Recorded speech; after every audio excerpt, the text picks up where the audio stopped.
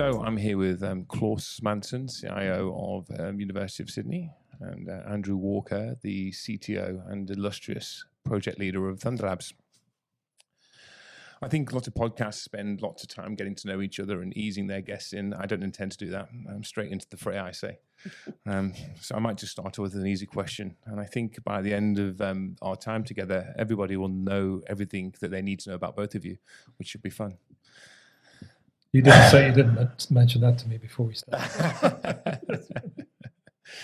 I'm looking to dispel a fantasy of mine, and not the type that you're thinking of probably.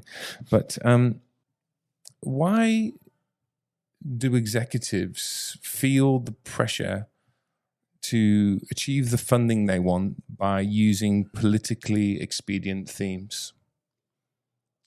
This was the easy question. Yeah, this is the first of. This is the warm up. Yeah. Yeah, this is the first of the 90 easy questions that we were going to be going through. I actually don't think it's that hard to figure out. If you put it in the context of how do you get funding for things, there is basically two buckets. One is discretionary, one is non-discretionary. Mm-hmm. The more you can put something and dress it up as non-discretionary, the easier it is to get the money. And I think that's why I think you would find a lot of IT leaders these days who particularly through cyber, find a way to not dress things up, but frame things in a way that makes it fit that non-discretionary urgency, which in many cases it is. I think a lot of organizations, especially large organizations, but the same would go for smaller, less well-funded ones, would sit on some element of poorly funded tech that needs replacement or rebuilding or something or the other. And my guess is that they've been working for years to try and get the business buy-in to actually make the investments to do the digital transformation that would enable the business transformation. But that's all discretionary. At the end of the day, you have to prioritize. If you put something in the context of burning platform, it becomes a different story altogether. Because obviously nobody wants to be on the front page of the Sydney Morning Herald. So I think that's one aspect of it.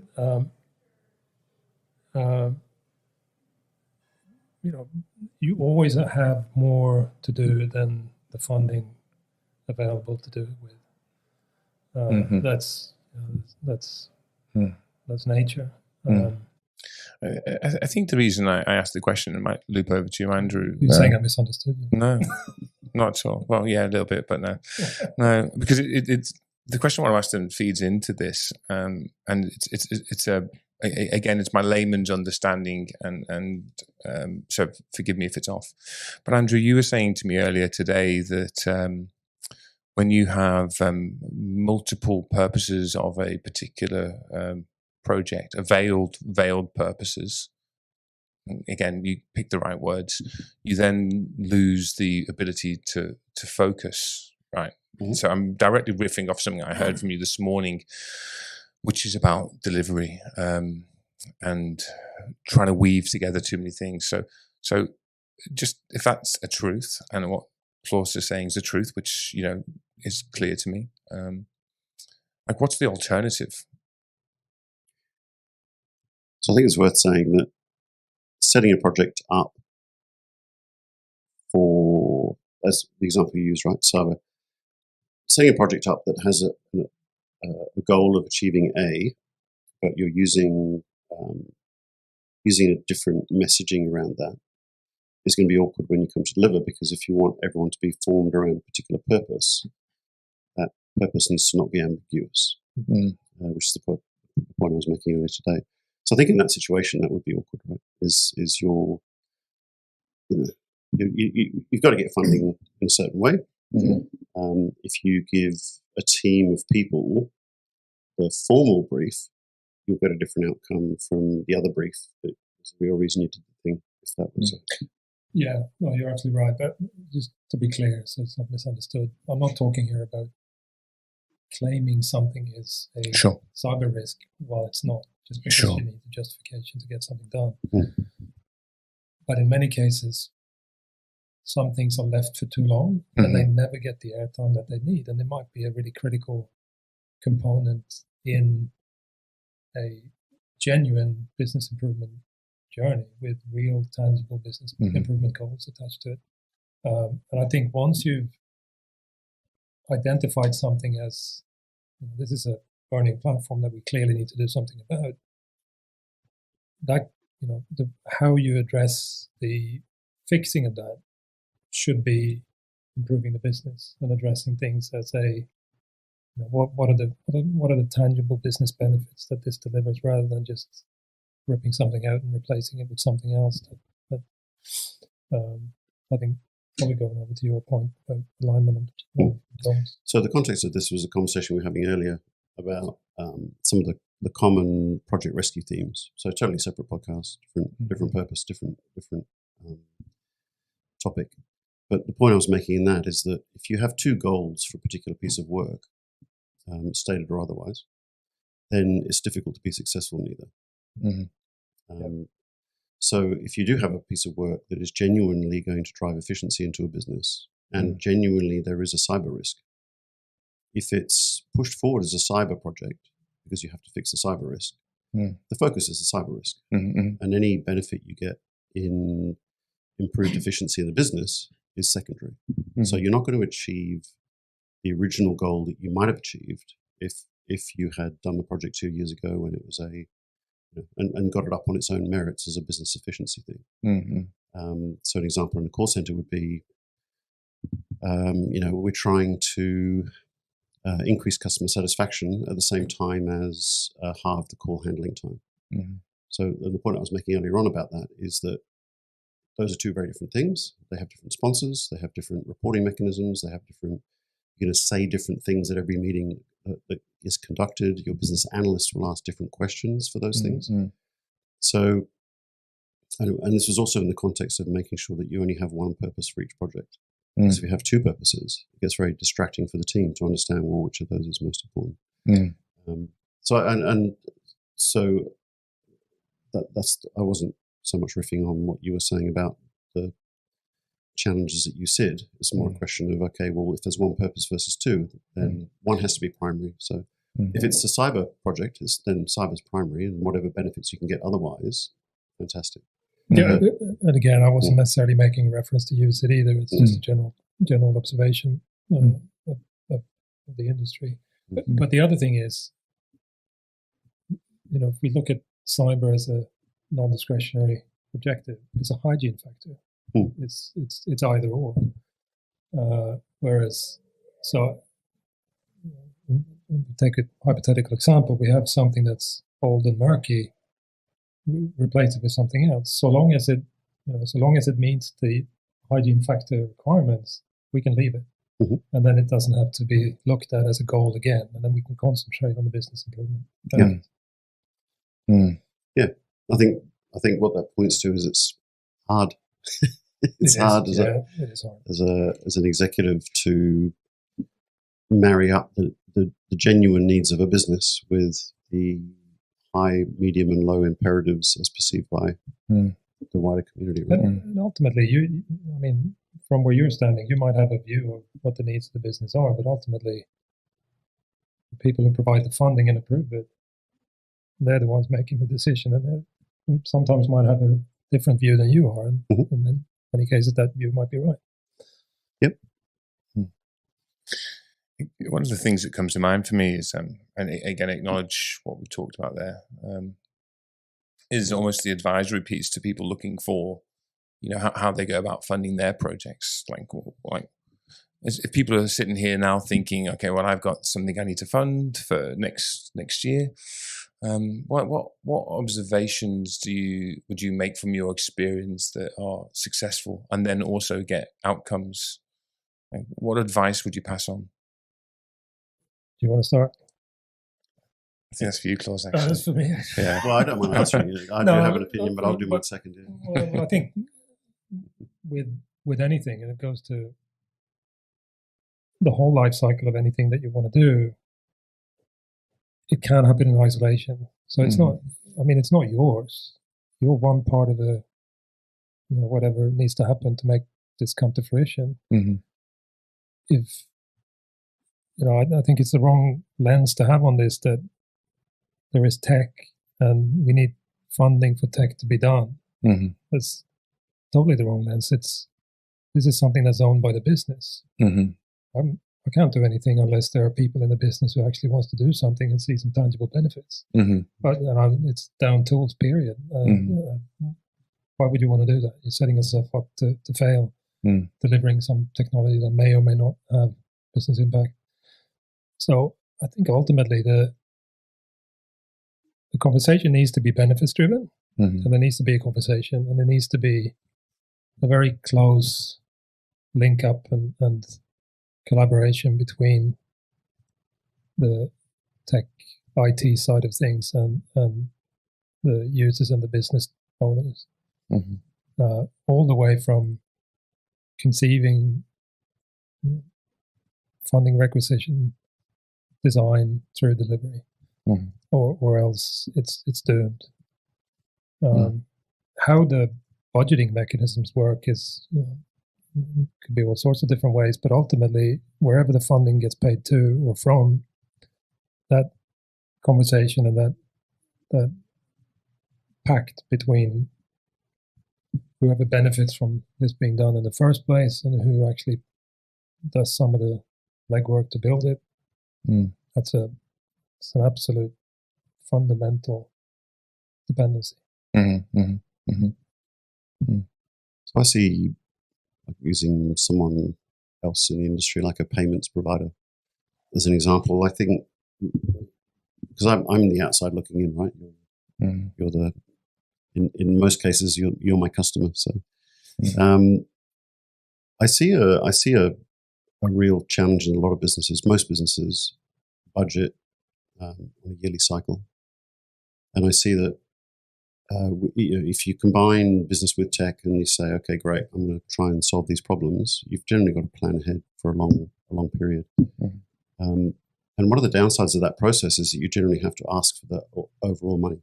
Like you've got to try and predict how much money it might cost to solve your problem.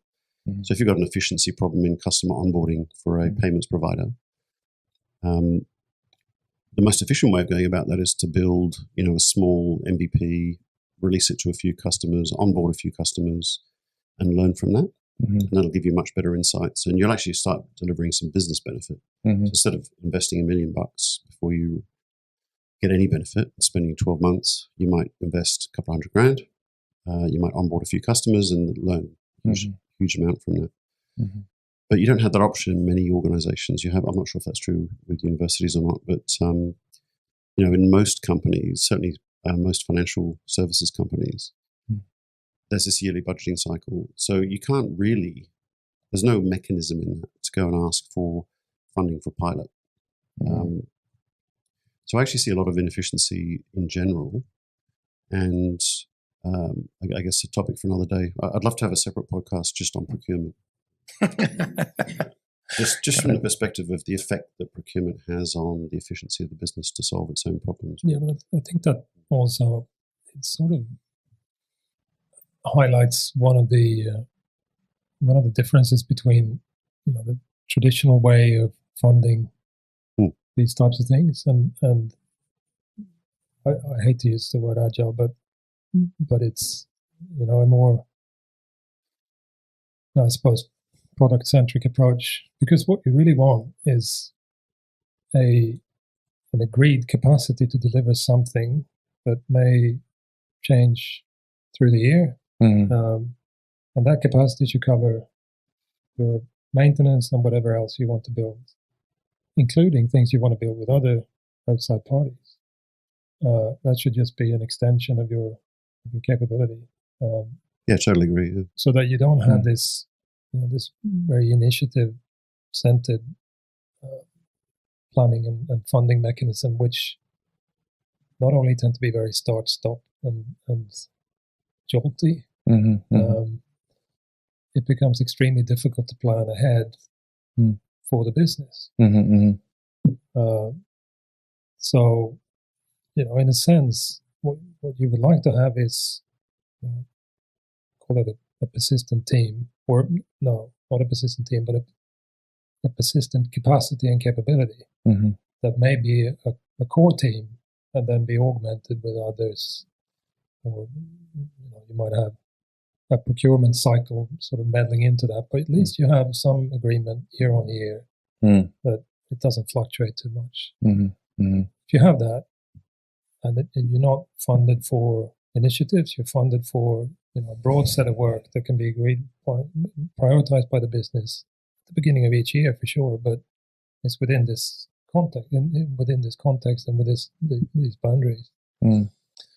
It's actually, again, it's prompting a couple of questions for me, but acknowledging what you're both saying, it's one of the things I love about this collective, about being benefits driven and outcome focused. And I acknowledge what you said all at the beginning, Claes, about the buckets of funding that are discretionary can be used to move projects forward as a secondary priority. That have needed some attention for some time. I think, is that an accurate replay? Yeah, I think to clarify this again, actually, because I don't want it to be misunderstood. Sure. There are non-discretionary things that we need to do, and obviously, right, for the last 5 years, cyber is probably the biggest bear in that forest. Those things, when we address them, we should address them in a way that actually moves some other needles on good business outcomes as well, not just replacing them like for like. But we address them from the point of the non-discretionary cyber need. That's where the urgency is. But the way we address them is business-led, proactive. That's the way it should be done, I think. Okay. Thank you for the clarification. Yeah. Again, forgiving any misunderstanding here, I'm hearing that the normal way for funding cycles are, large project funding as opposed to iterative type funding that we're talking about. I know that's the insertion of my word. So it feels like there are people out there who are doing this, but it feels like a hard thing to think this way, to do projects this way. How do you, and this is something I learned just by listening to you, Claes, and something, how do you institutionalize that thinking beyond an executive? How do you demonstrate to an organization like this is the way, this will get benefits and outcomes, and then institutionalize it beyond the executive? And it comes down to, how do you institutionalize something that's not generally accepted yet, not that common yet, and is hard? It's not the traditional model. I think it's really hard, but I've always found that if you're on the journey of addressing difficult change, then you have to make sure that you pick the right places and the right scope and scale to do it. I think if you try and do it across the board, you will fail. So you have to kind of pick an area that's where the conditions are right to implement that reform step by step. And then hopefully you will deliver that in a way that will be an exemplar of excellence. And everyone who's been involved in that would agree. And you can use that as a bridgehead, to use a military analogy, to expand it elsewhere. And I remember examples from past lives, and Andrew might remember them too, because we know each other back then, where you do something and it becomes so widely recognized as clearly this is the right way to do it. And clearly, why aren't we doing this elsewhere? And then you have people wanting to get in and wanting to do it that way. And obviously the sort of institutional barriers towards making the changes required to put this in place in a proper way are a lot easier than they would be if you go and with a business plan and propose, well, we suggest that we change some fundamentals around how we deliver technology to the business, and here's the plan, and this is our governance, and that's not going to fly by a mile. You have to kind of do it in a small scale way, not under the radar, but in a way that's where the risk is minimized and demonstrate awesomeness. That's Yes, I think that's an important point, right? Is that it's not under the radar, but it's under the current process. Yeah. So, which means, I guess, that when you first try it, you're signing up, you're putting your reputation on that yourself, and you're saying, I'm assuming that comes out of, because you haven't changed the way of funding it, so you're basically taking BAU or discretionary spend, and saying, well, it's more important that I use that to do this thing that would in the future be a funding request, but more a more agile, beyond budgeting type funding request. But I'm taking it out of my BAU budget to demonstrate a point. Yeah, is effectively, I think, what you're saying. Which is what actually happened in the example you're describing at a previous university. Yeah. If you're staking your reputation, having the courage to go first, does that mean you're building your reputation once you've, delivered on your stake? Do you get your stake back and some? I think it's a big call. Either way, it's a big call. It is a big call, but it's a risk worth taking for sure, because the alternative to carry on in the traditional tech delivery way is very unappetizing. You said before, pick the places of the right scope and deliver in a way that becomes an exemplar of excellence. Why do you have a really good memory? You're taking really good notes, because that's exactly what I said. both of those things. I don't mean it as a leading question, but it's going to feel that way. Does that mean for this way of thinking to exist in the market more generally, we have to have those exemplar organizations that it's institutionalized behavior and thinking? And until we get that, then we won't make progress towards this way of thinking? I guess what you're saying is have user organization as exemplars. To some extent that works, but I mean, we've all heard let's just do what Spotify does. Yeah. Right? Yeah. It ain't that easy. You're not going to be able to recreate Spotify in your manufacturing company or whatever. You can build an adapted approximation of it, but you're not going to be able to take that template and implement it. So I think you'd have to. It's kind of like I said. You'd have to implement it in a very selective way, no matter what, with the intent of making it work, rather than looking at reading yourself blind on the details of methodologies and things like that. It has to work for you. So does that mean it has to be bespoke and custom for every company? They have to experience it themselves. You can't say just do it just like those guys. You have to live it, and that's the. I mean, you know as well as I do from any other field in life. If you're trying to do something from a YouTube video, it's not. I mean, during COVID, I live in Melbourne, and we had lockdown for 9 months or 8 months, and at some point we had to cut the kids' hair. I never cut anybody's hair. My wife refused to do it, so I spent a weekend watching YouTube videos. I was pretty sure I could do it. It looked like it was horrible. I think you have to. Maybe that's a poor analogy, but it's very difficult to implement something as complex as what we're talking about without having lived it in one way, shape, or form. Just by going to a course or reading a book. I do think that you're right in saying that the industry as a whole, that there's the early adopters who will go, I want to achieve this thing because it's boring me. I'm paraphrasing. As in, I don't really want to subscribe to the idea of doing every project as a monolith, because I've seen that doesn't really succeed and my business gets upset with it. But I don't think there's a whole bunch of other people out there who want to wait until someone has done it before and they've got the exemplar. The point I would make, though, is that, as we've discussed, there have been some exemplars in Australia. And there is also an international movement called Beyond Budgeting that is about, forget IT, it's just about this idea of yearly budgeting being absurd and stupid and not efficient in the allocation of capital.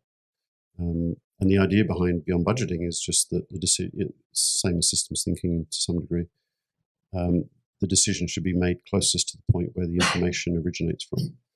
So, the idea that you have an idea here and then talk about budgeting it 11 months from now because you happen to be in August or July, and then look to do it another full year later, is obviously not at the point where information came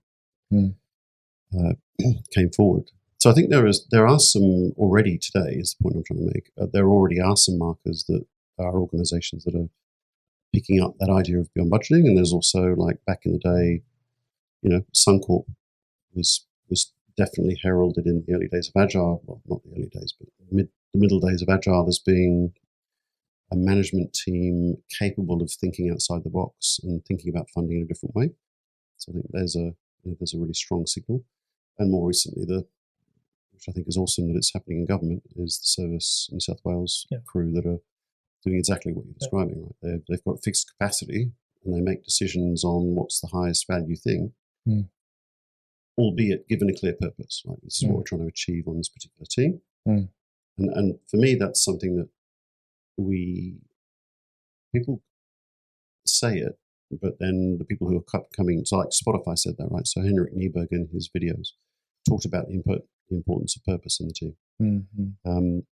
But when people copy it, they don't copy that. They copy squads. Oh, I got a squad. Great. So now I'm doing the Spotify thing. Where actually what he says is don't copy what we're doing because we're a big product company. Just copy the philosophy, which is autonomy creates motivation. That's his actual words.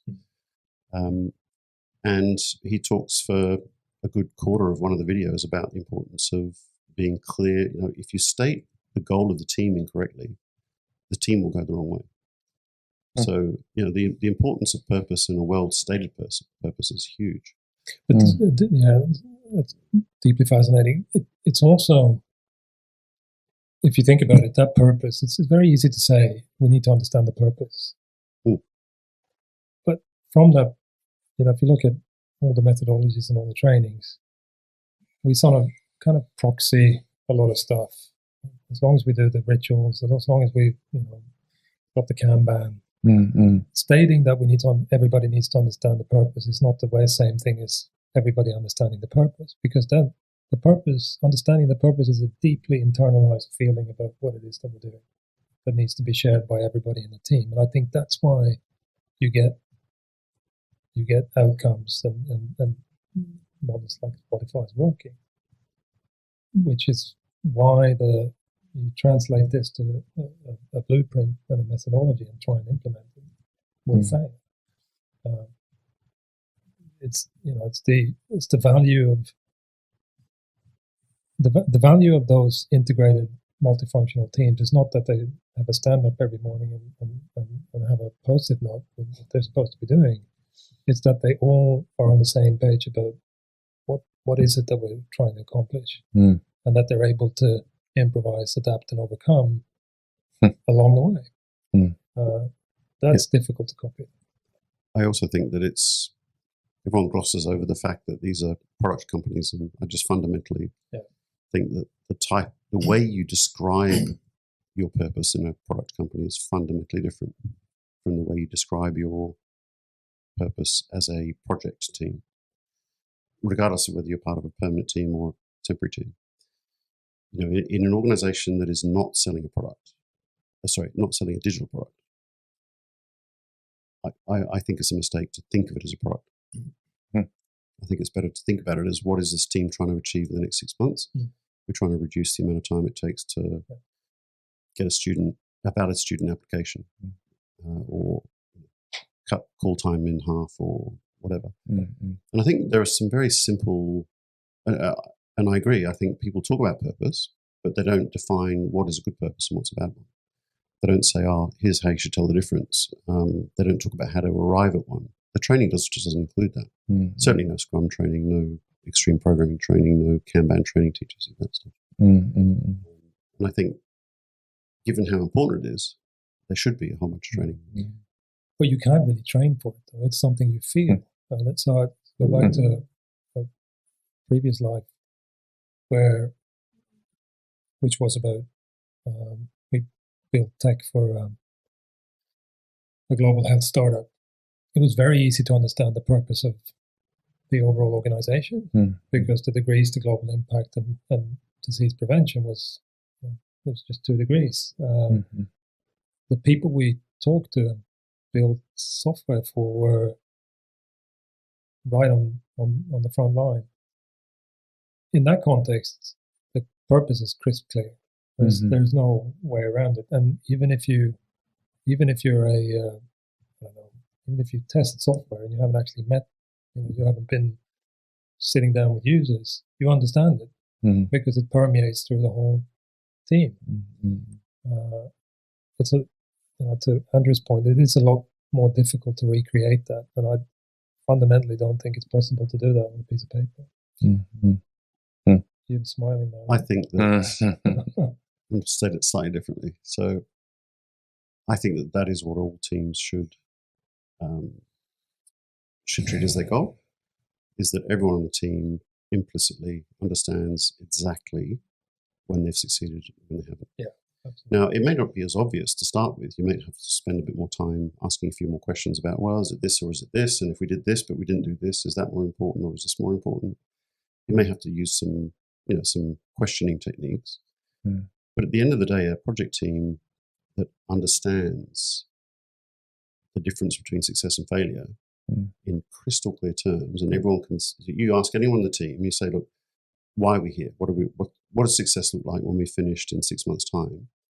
If everyone gives you the same answer, it doesn't. Everything else is irrelevant because they'll work in exactly the way you just described. They'll figure the rest out. Everything else will come into line around that purpose. And sure, you can set some technologies, you can set some standards, you can do some stuff, you can make some suggestions. Let's have a stand up. But that stuff's irrelevant. The stuff that's really relevant is, do we all understand the same crystal clear view of when we've succeeded? And I think it's actually quite easy in a corporate context for digital projects, okay, and even to some degree implementing Salesforce or implementing SAP. If you don't have that clarity, I think that's why things go through it. Absolutely. But I think you can also, and this is probably something that you can also hallucinate that purpose, right? Because you're not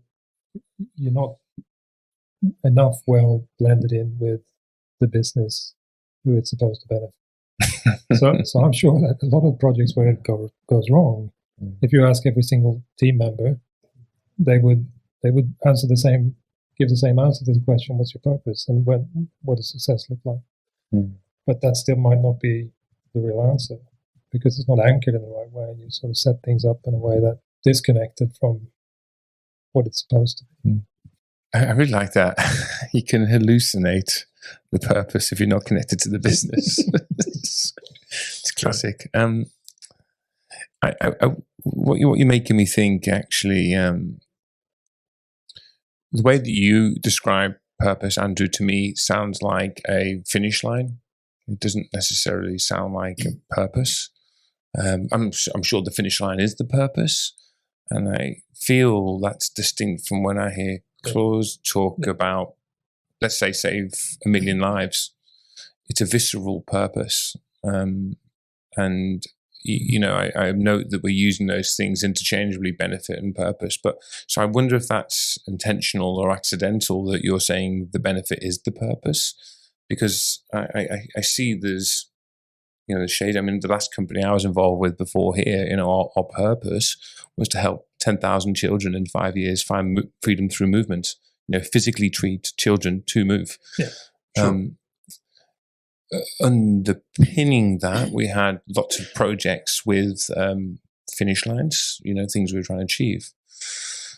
And ironically, I reckon we could have done a lot better job of those if we hadn't just been, hallucinating about what our vision or purpose was. Do you draw the distinction as well, or am I getting that wrong? Like, benefit is purpose, they're interchangeable, they're the same thing or not? I just think a business situation in a big corporate is very different from something that we can all understand, like mosquito-borne viri, is it viri? Viruses, whatever. Some things are easy to understand, easy to understand as an outsider to a particular thing, because it's just something that it's in the common domain, in the public domain.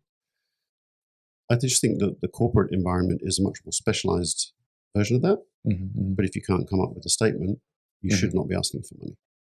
And I think a lot of people get given the money for the wrong reason. I've got some examples from the last couple of weeks where people have come to me and said, we've got this project that's right at the top of the list, and it's going to definitely happen. Everyone's behind it. And I looked at the business case, and I look at it like basically what the business case is. It says, I want the shiny new version of this whole thing.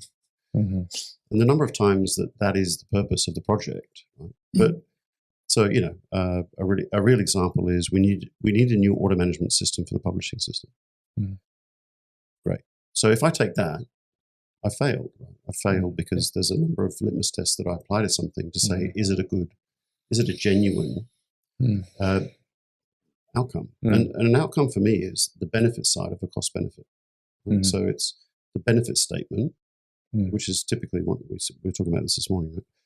It's one of two things. I've doing lots more of the same thing with the same number of people, / the corollary of that. So a larger number of transactions with the same humans, or it's faster turnaround time, which quite often leads to more revenue.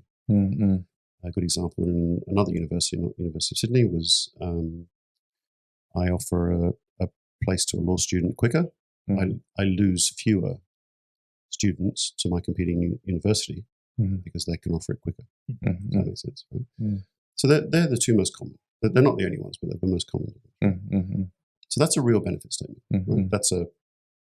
I know when I've succeeded because I've shortened that turnaround time from 13 weeks to 9 weeks, or I've got twice as many calls coming in through the call center because the average call handling times dropped by 50%. They're examples of good benefit statements, good outcomes, good purpose. Same thing for me. So I think there is a simple questioning process you can train a business analyst to do in one day that will help them ask questions better. And we were talking about this morning, saying that's actually quite easy to retrofit onto an existing project. And I think that if someone's given money to build a new call center app for $40 million, and it's not clear when it's successful or not, like it's successful when I replicate every function in the new system, or that like for like is that? So we want the same thing again, but we're going to pay $40 million. Just me, or is that sound absurd? I guess I'm in danger of stepping away from my typical place of just asking questions, but it's a thing I've struggled with and wrangled with, benefits versus purpose all the time. Just this point that you're making, if the benefit is to be able to process twice the number of applications in the same amount of time, which frees up X amount of funding, let's say, then that amount of funding could be put towards educating those that can't afford to access education. To me, that becomes the purpose, underpinned by programs of benefit. I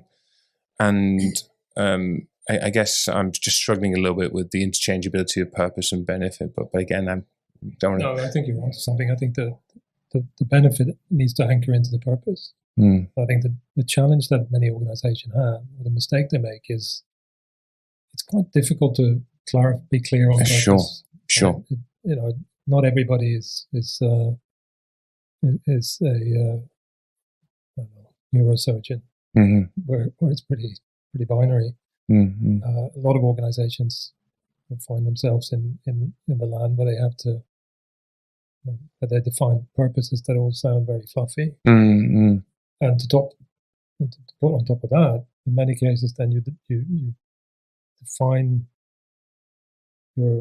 what you're doing in a way that makes the objectives unclear. Why are you doing this in the first place? Well, we're doing it because this is a more flipped up version of what we had before that doesn't deliver to any tangible benefits, and those missing benefits aren't maybe not anchored in a purpose that's clear to everybody. So you have virtually 100% probability of losing it. So I think your distinction between purpose, benefit, and outcome is an interesting academic one. Academic one. Mm-hmm. But I think that in the context where people are missing 95% of the idea of any one of those three, I think it's sort of a bit of a red herring.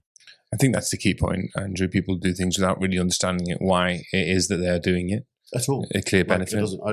If someone had a purpose statement and it wasn't an outcome, or an outcome and it wasn't a purpose statement, I wouldn't mind. Yeah. In almost every project I've come across, they don't have any of those. So it's like, why are we doing this? Oh, because we need a new one. Because we got 2,000 change requests. Good enough reason to spend 200K, let alone 2 million or 5 million or whatever. Yeah, I think I agree with you. My point is academic, and the point that you make absolutely is one that they. But I do find it an interesting thing on the human condition about why people avoid saying, "I will do this at this time, and it will achieve that." And I think we had the conversations, the avoidance of commitment to a measurable outcome. And I don't know, you're both qualified. It's quite convenient, though, if you never have to commit to something that can be proven to be not great. Get away with not tying yourself to quantifiable outcome. I think that works in management, but my experience is that, like I've seen, how does that work? I don't mean you. I mean middle management. Oh, thank you. Not in the stratosphere. No, but I think that my take of humans trying to get a job done is they would prefer to sign up to something. Clarity. They would love that purpose. They would love that clarity. It's a really good word. They enjoy it. They wake up in the morning and it's more fun to come to work because they go, oh, that's where we're headed. And even if they fail, my experience is that through I think a quantitatively representative sample of a few hundred projects, watching people's behavior is they enjoy that more. I think it's spot on. But I also think that it depends on the context. So if you wake up in the morning and the way you commit to something is in an environment where you have a really good dose of autonomy and flexibility to affect the outcome yourself, then anybody would do that because it's a much more fun way of doing it. But I think the juxtaposition we're making here between old model and new model is that the difference is precisely that, because not only are these quote unquote initiatives maybe a little bit loose on the goals and the purpose, a lot of them might also be run in a way that does not give the right level of autonomy to the people doing the work, and that is not a good place to work, I think. Yeah, the reason I was laughing is because that's the podcast for next time. Oh, really? We discussed purpose this morning, and then totally agree. So, but I would say that if you had to fix one first, like if I could fix autonomy first or fix purpose first, I would fix purpose first. I would too. Because if I fix autonomy, I'm still going to have a bunch of people going in a vague direction and not doing much, and they'll still not enjoy life. Absolutely right. Would you fix purpose, or would you fix the benefits you want them to deliver? Right. And not being academic. I thought we'd already called that academic. Interesting. I'll think on that. I don't mind if you have any of those three statements and they qualify to some basic. If you asked if you'd run them by an accountant and the accountant would say, yes, I understand what you're saying, then I don't care whether you call it purpose, outcome, or benefit. Yeah. And I guess I want to make that as a clear moment of advice, because I believe in purpose or benefit. I believe in stating a number and a date by which it's going to get done. This is the purpose. Yeah. And I think on that we are in danger of violently agreeing with each other. So the advice or the thinking would be, before you fix anything else, really get clear, crystal clear, call it whatever you want to call it, but be clear on what you're going to deliver, the benefit that you're going to deliver. Is that correct? Yes. So let me use a fourth phrase to disambiguate. No, because I understand the point you're making. I would describe something as a success measure because I can apply that success measure incrementally. My success measure is black and white, but I can apply it to one user and it's either true or false. I can apply it to 10 users, it's either true or false. I can apply it to 1,000 users or 1 million users or 10 million users, it's either true or false. Which is talking to your distinction between, a measure and the end results. When do I know I've finished? So I take your point. Right? I've succeeded with user number 1 versus I'm done. So I think I'm taking your point. So for me, a success measure is the main thing. Right? So I've asked a human a question. Alexander, have we dramatically reduced the number of inbound contacts that were required to get these 24 applications through? Yes or no? Hell yes, hell yeah, hell no. That's the success measure, but I've only asked one person. It's only 24 applications. It's not hundreds of people and tens of thousands of applications. And I take your point. It's not until you get to tens of thousands and you're done and you can go home that you can say whichever one of those that is purpose. You both make me feel daunted about building companies, by the way, because this sentence, or these sentences, I should say,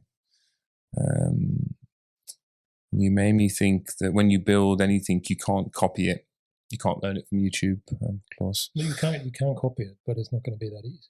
Okay, you can copy it, but it's going to be terrible. And so the mindset, the process, and the technology at best has to be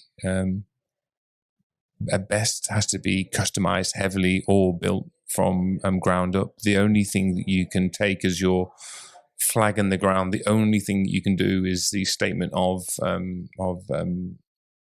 whatever the right word is, benefit, purpose, whatever, from the get-go. And everything else, there's no shortcut, is what I'm hearing. I don't think there's a shortcut to lived experience. I think that's it. But the purpose and the goal, or whatever we call it, is fundamentally primal in this. It's actually terrifying. I mean, I've done plenty of things, and I think I've had varying success, but I haven't done exactly this before. And now I'm just thinking about the years to come and how terrifying. Thank you, both of you. I'll sleep well tonight, thinking about this particular thing. So you've done it. This is why I'll never be a CIO again. So you've done something before. You're the world's most let's say you're the expert in the world, the thing that you're expert in. How do you convince others to do it with you? Like, what do you do? Because if they don't do it until they've lived it, how do you make them live it? You're in a rock and a hard place. Do you just say, "I'm paying you, do it"? No, yeah. That implies you're paying them. I think you can see other things. You can look at other examples. We take Spotify as an example. You can look at what they're doing and pick out look at it as in an aquarium. And as an outside observer, you can see that clearly this is a more interesting, purposeful, value optimizing way of working. It's just that you can't take that model and directly implement it at yours, but you can. I don't think it requires. We talk about transformation of tech delivery. The basic pitch for why you do that for technology teams I don't think is very hard. I think the reality of that, though, might be slightly different from what people normally expect, because it does throw, and I use the word ownership deliberately instead of accountability. It does throw ownership up on the board as something that, if you work in that context, there needs to be some level of really clear and unambiguous individual ownership. And the rest of the team depends on you. That's not for everyone. It's faster. It's more ambiguous. Ambiguity is definitely not for everyone. But I'm not really sure what the proportion of people who find this attractive is. But I would wager that most people who've worked in traditional IT delivery, regardless of where they fall on risk aversity or approach to ambiguity and all those things, would find it a more fun experience to work in a team like this. I don't think that's a hard sell. I think the implementation and the business sell is tougher, and that's where I think that I mentioned before, to approach things in a slightly, not not a guerrilla way. It just doesn't send up the right connotations, really. But, you know, I know what you mean, though. Yeah, and I call it a piloty way. Is the way to. It's certainly easier to do 3 projects with the same business sponsor in a new way than it is to do 3 projects with 3 different new business sponsors in a new way, because you're having to overcome that. Like there's a barrier to entry with each new sponsor. And I would say you want to choose the sponsor on their ability to work well with ambiguity, because there's that emotional newness to it, which most people who are conservative and uncomfortable with ambiguity are just going to not go well with it. Yeah. And actually, I would say call centers are a really good example of somewhere not to start. You know, I think admissions, so customer onboarding in aged care or university or publishing are really good examples. So, you know, large groups of humans who are genuinely care about onboarding new customers. You've got uniform processes, you've got the operational excellence goals that are really easy to state, turnaround times, all that sort of stuff. And typically they're just a little bit less fragile when it comes to you know, being extremely regimented. I think that optimization of contact center personnel, they're optimizing so much. I think it attracts a certain mindset, and those people will tend to be there's always exceptions, but tend to be less comfortable with the ambiguity required to try something new. I think I was asking the question in a sort of tongue-in-cheek, fairly clumsy way. It was because I'm considering when an executive takes a job, and many friends of mine are in similar positions to you too. They take on a leadership role, and they've lived experiences in the environments they're in. They go into a new environment, and obviously they can't crack a whip of "I pay you, do it." But I hear this term consequential governance bandied around. I hear this. How do you weave consequence into non-performance of agreed tasks that get to outcomes at an executive level? Because everyone's very clever. Everyone can be, you know, maneuver. There's always a reason why. And it's really on my mind, and it's something that I'm thinking about. Like, what do those consequences look like to executives that don't conform to things that are aimed to get towards getting outcomes? Because I understand there's a problem, right? So how do you define consequential? Yeah, I was hoping you'd answer that. Okay. It's a term the same question. So. It's a term I hear bandied around. Actually, it resulted.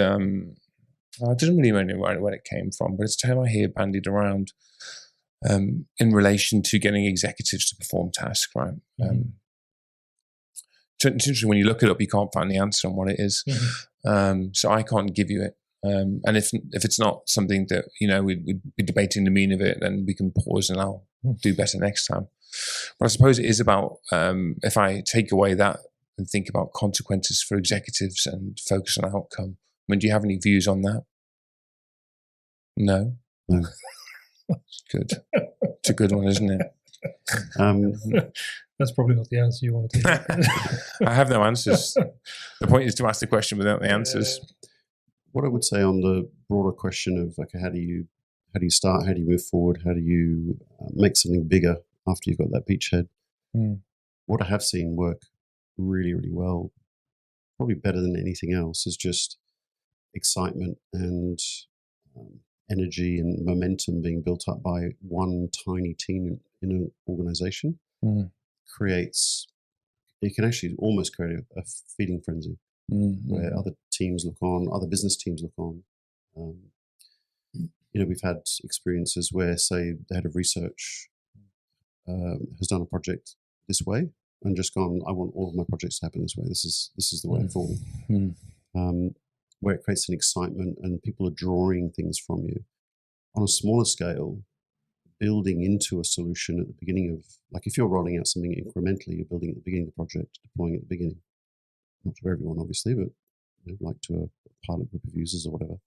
And if you build in an invite mechanism into that solution, you know, say it's being distributed to authors or coordinators for possible parliamentary questions being briefed to a minister. And there might be 5 of those coordinators involved in the pilot. But you give them an invite mechanism to give to other people, and they're having a chat over lunch, and they're raving about it, saying it's amazing. And, I can invite you if you like. Mm-hmm. And you end up with, in fact, in the example I'm using, the CIO of that organization actually described it a few years later as going viral. Mm-hmm. And I think that works on a micro level with each application, but it also works with a particular sponsor with this approach, is that it just creates an excitement. It is just a better way. That's what you want. That's what you want it to go viral. The term governance, though, is a fascinating term. Mm-hmm. Covers all manners of definition, really. Mm-hmm. I was thinking about something I heard a while back in a conversation, and the comment that was made was, above all else, we need to make sure that this thing has got really solid governance. Mm-hmm. And that started to think that, I don't know, how many things that I've seen that tits up or near tits up. They had amazing governance. Yeah, they all had amazing governance. Gold plated. I actually had exactly this topic coming up at lunch today with a software engineer. Mm-hmm. And I realized, same as you just said, I realized how ambiguous it is. For me, governance is the contract that you track progress to. Mm. So in a waterfall project, that's a scope document. And a technical architecture, right? You go, here's the thing, it's 110 pages thick. Someone's conveniently abstracted away the business benefit for me, and they've converted that into this magic document. And if I do the magic document, if I do this, the stuff that's in here, and I tick them all off, which I've done, I've ticked off 15 of 450. So I'm, whatever that is, like 3% through. Then I'm successful. Right? But my governance is not to the benefit. My governance is to the scope document. Right? So, for me, governance is the thing that. So, in my humble opinion, Agile never succeeded because nothing went any quicker. And I think most people in business would agree with me. Most of the people who are very excited about Agile are the ones that measure the success of Agile as being the number of people who are doing Agile, as opposed to whether everything's going faster. So I think for me, governance is the contract that you have with the business person giving you the money. So I'm giving you $2 million, and I'm expecting back to purpose. And you go, okay, well, am I on track to that? In the old world, we had a way of doing that, right, which was a scope document. Tick, tick, tick, tick, tick, tick. We've built these, we've designed all of these, and then we go to the build phase. We've built all these, and QA, and we've tested all these. And then you fail. And then you fail. And I think for me, my personal hypothesis is that one of the reasons why Agile never really took off as a better approach is that they never suggested a better way to govern, to track. I use those two words interchangeably, to track the success of my project. And that's why I think we should skip the scope document, give the team the success measure, which is half the call handling time. And then your success metric is just what percentage of the user base have you solved that for? Okay, today I solved it for 1 out of 1,500 users. But I tick the box. Like black and white, I can say I am now 10% of 10%, whatever that is. And then, you've done it for 750 users, and you go, right, I'm 50% through. Cool. Like, that's a nice, measurable performance metric. You have a chat to the business person and you go, look, I've 750 people are using it now, and they're doing 95% of their stuff with it. Yeah, look, I mean, I think Agile gets a bad rap, and probably for all the right reasons. Mostly from me. Yeah. No, and you're not wrong. But I think that goes back a little bit to what we talked about earlier. It's when you confuse the. First of all, you miss the end goal. What is it that you're trying to do? And you're missing one of the key things that when I was talking to some people about the Agile Manifesto this morning, so I looked at it. It's pretty simple. It doesn't. The manifesto itself doesn't dictate anything about, methodology. It's just a few basic. It's a philosophy. It's not a methodology. It's philosophy around we value these things more than these, and it's all around working software, collaboration, change over contract negotiation. Those things pretty straightforward. And if you look at those principles, what we're actually sort of talking around here as the ideal way of doing it kind of fits the bill there. In a way, if you look at all these agile approaches, and that probably do too, but in the process of concentrating so hard on the how, you can completely miss the why. And that's where you go wrong. And plus all the stuff around it makes it complicated and goes slower anyway. So you sort of missing the mark on that. Yeah, I think it's a failing in the guidance more than a failing in the people. Because if you go on the Scrum training, and most people today would think Scrum equals Agile, right? I've done some myself. I've heard of other people who've been on the training more recently. No one said as part of that training, this is how you should measure the success of your project or the progress of your project. They said you shouldn't have a scope document. Right? So they told you what not to do, but they didn't give you an alternative. Right? So I don't think I think it's fair for people to say, well, that's a failure in the methodology. No, I don't think it's a failure in the people who wrote the Agile Manifesto because they didn't claim it was a methodology. It's just a philosophy. Actually, my view is that the first principle is actually the center of Agile, not the 4 lines of the manifesto. It's actually the supporting 12 principles. The top one, I think, is the top one. It's to deliver early, deliver often. And by that one measure, I can tick off 99 out of 100 projects that I see that say they're Agile. Because they don't deliver anything early. They deliver at the end. Okay, they deliver to test early. They don't deliver in production until the end. And I can guarantee you at least 2 of the signatories on that manifesto meant production. They didn't mean test. Doesn't relate to Agile. But I have read that the moment you try and systemize a philosophy, then it's open to corruption. Which is why some doctrines or faiths may not document what it is, because it's open to corruption.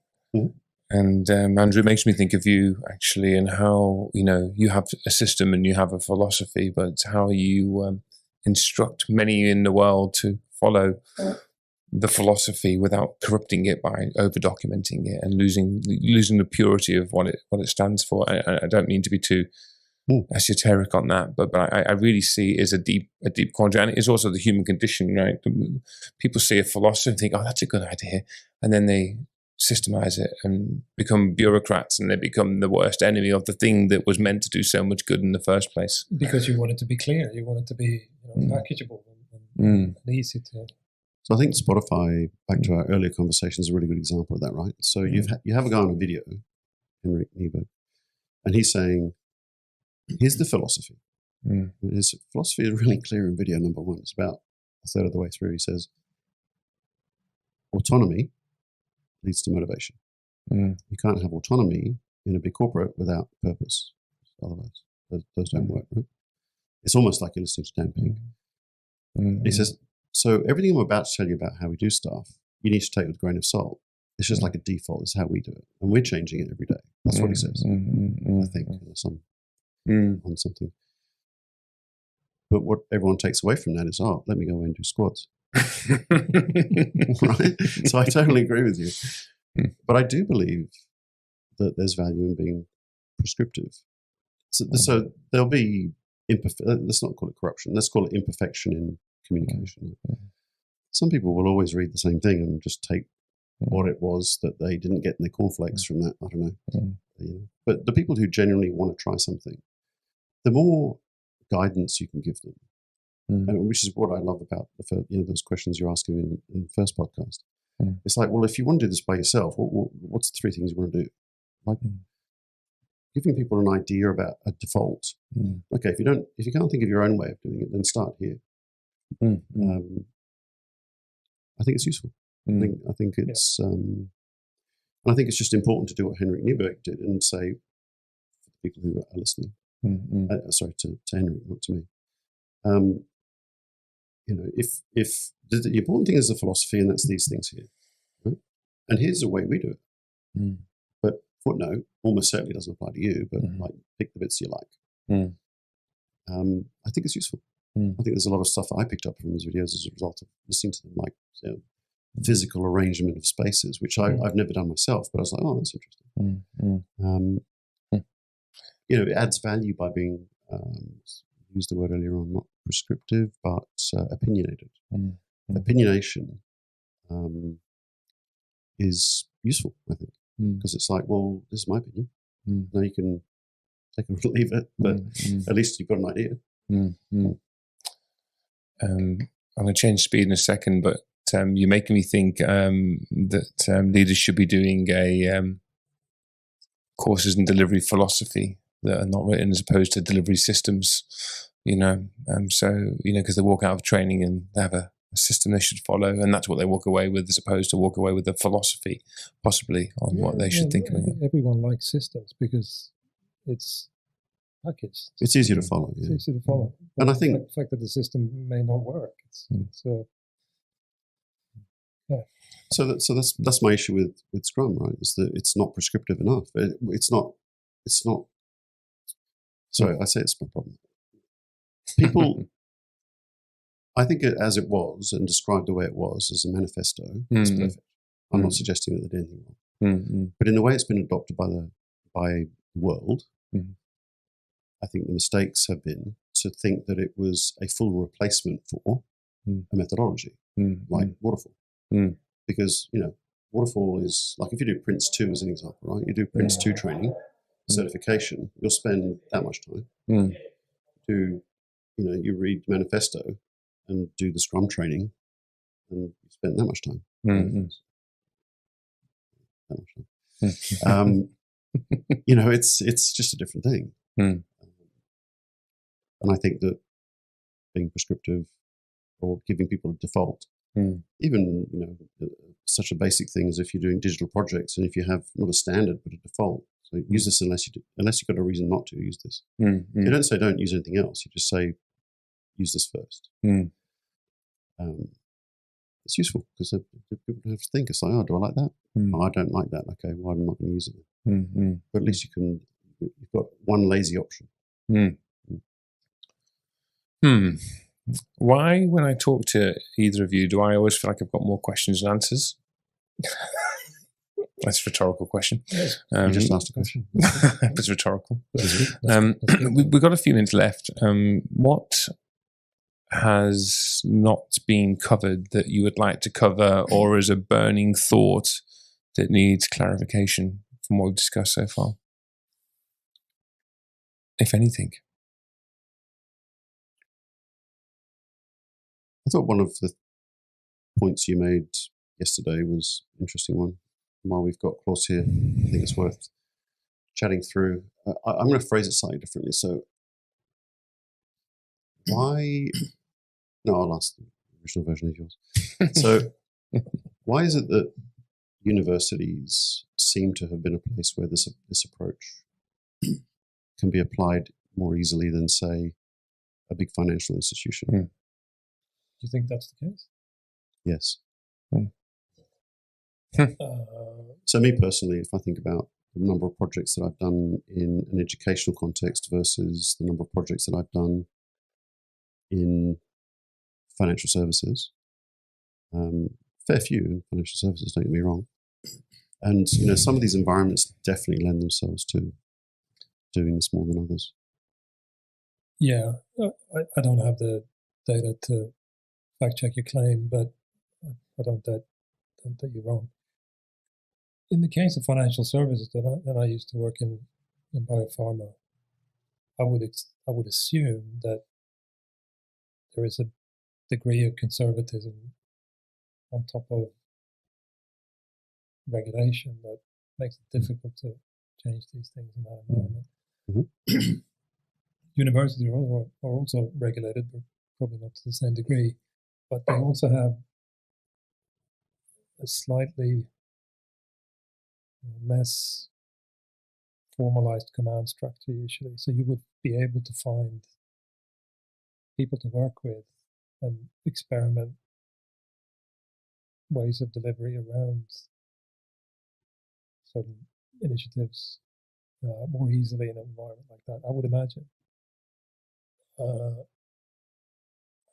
However, I think that the real question is not to get things going. The real question is about, be interesting to hear what you think about this, because I don't know.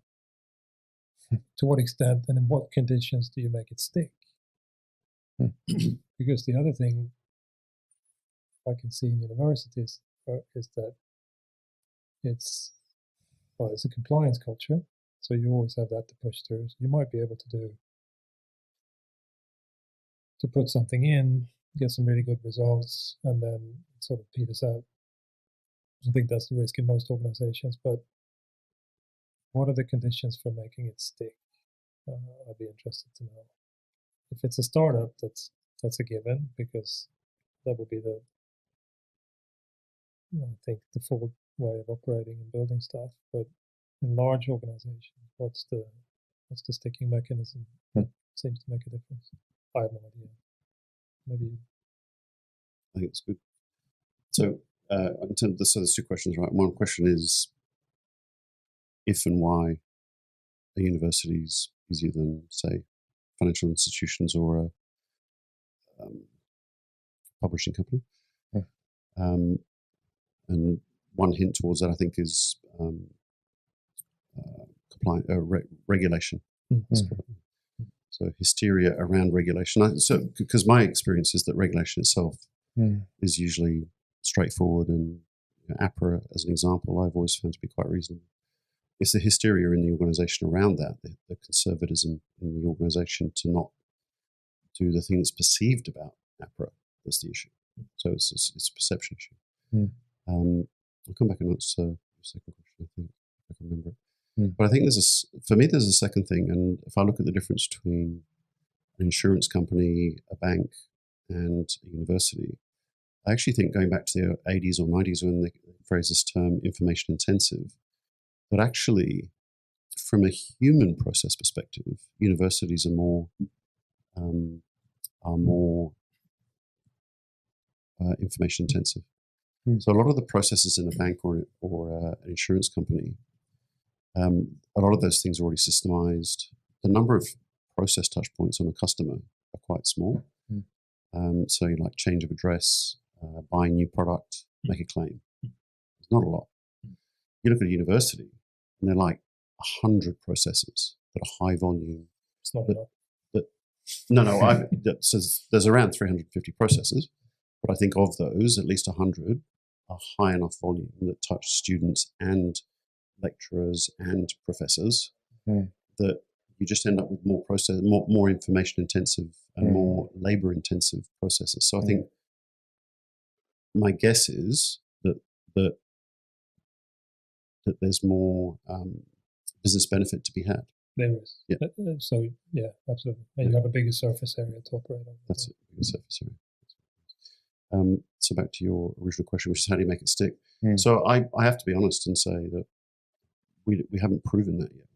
So we've had an experiment with two separate organizations to build this sort of capability internally, like I call it high throughput team. And those were successful, but I don't think they tick the box of sustainable. My hypothesis, which I'm working on proving right now, is that it comes to fixing the stuff around those teams. So what we've done before is we've set up teams in those environments in large corporate, like a publishing organization. We set the team up, we give them the training, but we don't fix the things around them that guarantee autonomy in that team. We don't get people to sign their name in blood. We don't write contracts with different people in the organizations to make those things stick.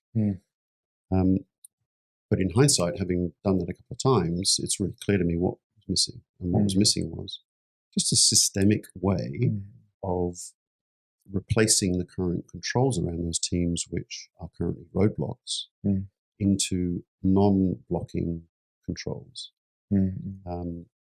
So I guess my answer is systemic autonomy. which comes back to the point you made earlier on, which is I can have purpose, but if the autonomy degrades over time, those people in that team are going to leave, and that's exactly what happens in both cases. Is 2 years later they started leaving. But it's not having since then in a totally different context worked in a big financial institution to look at, say, data governance in an APRA-regulated environment and coming up with an alternative way of doing data governance that wasn't blocking by certifying the team, training the team, auditing the team. You just look at that and go, well, let's extrapolate that idea. And it's not hard. Like, you just got to write a list of all of the things that block the team from going to production, do those things, and then get sign-off, like formal governance type sign-off that says you can play back in a situation and say, look, you signed this a year ago, but now we're not doing this thing. Is it, can we get back to this? So I think it's all about sustainability. For me, making it stick is all about systemic autonomy. Systemic autonomy. Yeah, sustainable autonomy. Changing the procedures, which is the topic of the next podcast. Yeah, I really like it. It feels like rather than being an oasis, then you could be an ecosystem within a lush, larger ecosystem. Yeah, and the good news is that upfront work that's required to do that, you only have to do it once, and you can have 50 teams inside that. You do it first, you put one team inside it, and the cost of having achieved it seems high. But you put a second team in there, and you don't change anything. You put a third team, don't change anything. Put a fourth team. That environment, I mean, it'll need some gardening, I think, but I don't think it'll just collapse. On that note, and cheery thought, looking for organizations open to systemic change across all aspects of the business. I'll think on that. Thank you for your time, Claes. No, my pleasure. Andrew, thank you for your time. Thanks for having us. Look forward to next one already. Now, apparently you're going to sing us out with the theme music. Is that right?